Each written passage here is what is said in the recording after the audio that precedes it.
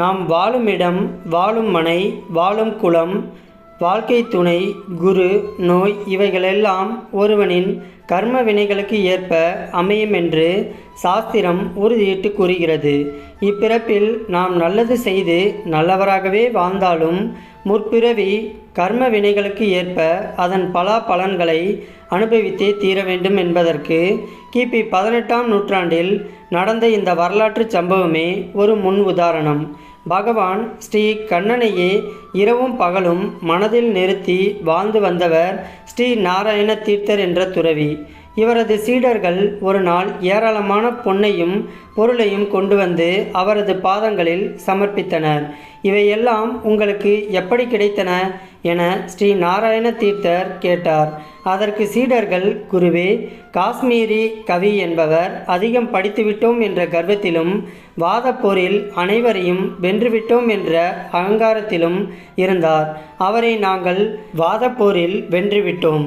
தோற்றுப்போன அவர் சமர்ப்பணம் செய்த பொருட்கள்தான் இவை என்றனர். உடனே நாராயண தீர்த்தர், இந்த பொருள்களை எல்லாம் காஷ்மீரி கவியிடமே திருப்பி கொடுத்து விடுங்கள். ஒருவருடைய மன வருத்தத்தால் கிடைத்த பொருள் நமக்கு வேண்டாம் என்று கூறி திரும்பி அனுப்பிவிட்டார்.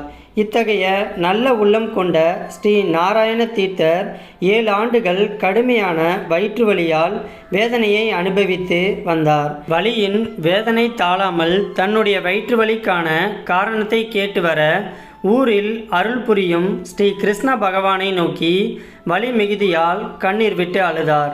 அதன் விளைவாக எம்பெருமான் பூபதி ராஜபுரம் எனும் திருத்தலத்தில் அவருக்கு காட்சி தந்து, நாராயண தீர்த்தரே, நீர் முப்பிறப்பில் பத்மநாபன் எனும் ஏழை அந்தணனாக பிறந்திருந்தாய். அப்போது நீ சாதுக்களிடம் கொண்ட அன்பின் காரணமாக அவர்களுக்கு அன்னமிட்டு உபசரிக்க நினைத்தாய். அதற்காக செல்வந்தர் ஒருவனிடம் சிறிது கடன் வாங்கி சிறிய கடை வைத்து அதில் அரிசி முதலான தானியங்களை விற்பனை செய்ய துவங்கினாய். அதில் கிடைத்த லாபத்தில் நீ நினைத்ததைப் போலவே அவர்களுக்கு அன்னமிட்டு உபசரித்தாய். நாட்கள் செல்ல செல்ல இன்னும் பெரிய அளவில் தானங்கள் செய்ய வேண்டும் என்று நினைத்தாய். அதன் விளைவாக தானியங்களில் கல்லையும் மண்ணையும் கலந்து விற்க துவங்கினாய். அதில் கிடைத்த பணத்தில் பாகவத ஆராதனை செய்து வாழ்ந்து இறுதியில் உலக வாழ்வை நீத்தாய். நீ செய்த நற்செயல்களின் காரணமாக உனக்கு இப்பிறப்பில் நற்குலத்தில் பிறப்பும் செல்வம் தெய்வ அனுக்கிரகமும் கிடைத்தன. அதே சமயம் உணவுப் பொருள்களில் கல்லையும் மண்ணையும் கலந்து விற்ற பாவத்தால் உனக்கு கடுமையான வயிற்று வலி வந்தது என்றார். இதன் பின் பகவான் ஸ்ரீ கிருஷ்ணரின் அனுகிரகப்படி கிருஷ்ணலீலா தரங்கிணி எனும் பாடல்களை பாடி தன் வலியின் துயரம் தீர்த்து கொண்டார். ஸ்ரீ நாராயண தீர்த்தர் இப்பிறப்பில் தெரிந்தோ தெரியாமலோ தவறு செய்தவர்கள் அதற்கு உண்டான தண்டனையை மறுபிறவியில் அனுபவித்தே தீர வேண்டும் என்பது நியதி. இது சத்தியம். இந்த வீடியோ பற்றின உங்களுடைய கருத்துக்கள் எதுவாக இருந்தாலும் கீழே இருக்கக்கூடிய கமெண்ட் பாக்ஸில் மறக்காமல் கமெண்ட் பண்ணுங்கள்.